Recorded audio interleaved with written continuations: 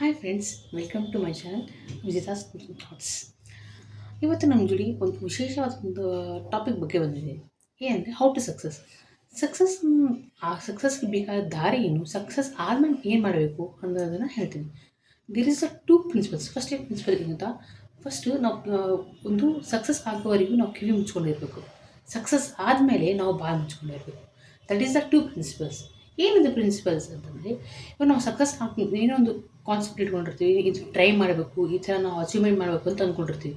ಅವಾಗ ನೂರಾರು ಜನಗಳು ಬಂದು ಮಾತಾಡ್ತಾರೆ ನಮ್ಮ ಸುತ್ತಮುತ್ತಲಿದ್ದವರು, ಏನೇ ನಿನ್ನ ಕೈಲಿ ಇದಾಗ್ತದ ಮಾಡಲಿಕ್ಕೆ, ಆ ಥರ. ಆಮೇಲೆ ನೆಕ್ಸ್ಟು ಜನ ನೆಗೆಟಿವ್ಸ್ ಆಗ್ತದೆ, ಅವನೇ ಟ್ರೈ ಮಾಡಿದ ಅವನಿಗೆ ಆಗಿಲ್ಲ, ನಿನಗೇನಾಗ್ತದೆ ಅನ್ನೋದೆಲ್ಲ ನೆಗೆಟಿವ್ ವರ್ಡಿಂಗ್ಸ್ಗಳೆಲ್ಲ, ನೆಗೆಟಿವ್ ಕಾನ್ಸೆಪ್ಟ್ಸ್ಗಳೆಲ್ಲ ಬರ್ತಿರ್ತವೆ. ಆ ಟೈಮ್ನಾಗ ನಾವು ನಮ್ಮ ಕಿವಿ ಮುಚ್ಕೊಂಡಿರ್ಬೇಕು. ಅವು ಯಾವ ತಲೆ ಕೆಡಿಸ್ಕೊಳ್ಳೋಂಗೆ ಓನ್ಲಿ ನಮ್ಮ ದೇಹದ ಮೇಲೆ, ನಮ್ಮ ಕಾನ್ಸಂಟ್ರೇಷನ್ ಮೇಲೆ, ನಮ್ಮ ಗೋಲ್ಸ್ ಮೇಲೆ ನಾವು ಕಾನ್ಸಂಟ್ರೇಟ್ ಮಾಡಿ ಸಕ್ಸಸ್ ಆಗಬೇಕು. ಇದು ಫಸ್ಟ್ ರೂಲ್. ಸೆಕೆಂಡ್ ರೂಲ್ ಹೇಳ್ತೀನಿ, ಸಕ್ಸಸ್ ಆದಮೇಲೆ ನಾವು ಬಾಯಿ ಮುಚ್ಕೊಂಡಿರ್ಬೇಕು. ಏನು ಬಾಯಿ ಮುಚ್ಕೊಂಡಿರಬೇಕು? We should not talk. ಅಂದರೆ ನಮ್ಮ ಮಾತಾಯಿತು ಎಲ್ಲವೂ ಒಂದು ಮಿತಿದಲ್ಲಿ ಇರಬೇಕು. ಏನಕ್ಕೆ ಇರಬೇಕು ಅಂತಂದರೆ, ಒಂದು ಸಕ್ಸಸ್ ಆದಮೇಲೆ ನಾವು ಒಂದು ಸ್ಟ್ಯಾಂಡರ್ಡ್ ಒಂದು ಪೊಸಿಷನ್ ಅಂತ ಬರ್ತೀವಿ. ಆ ಪೊಸಿಷನ್ನ ನಾವು ಮೇಂಟೈನ್ ಮಾಡ್ಕೊಂಡು ಹೋಗಬೇಕು.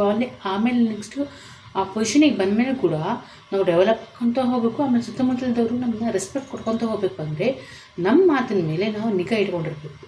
ಹಂಗೆ ನಿಗಾ ಇಟ್ಕೊಂಡಾಗ ಮಾತ್ರನೇ ನಾವು ನಮ್ಮ ಸಕ್ಸಸ್ನ ಒಂದು ಮೇಂಟೈನು ಮಾಡ್ಲಿಕ್ಕಾಗ್ತದೆ. ಆಮೇಲೆ ಲೈಫ್ ಗುರುತು ಆಗುತ್ತೆ.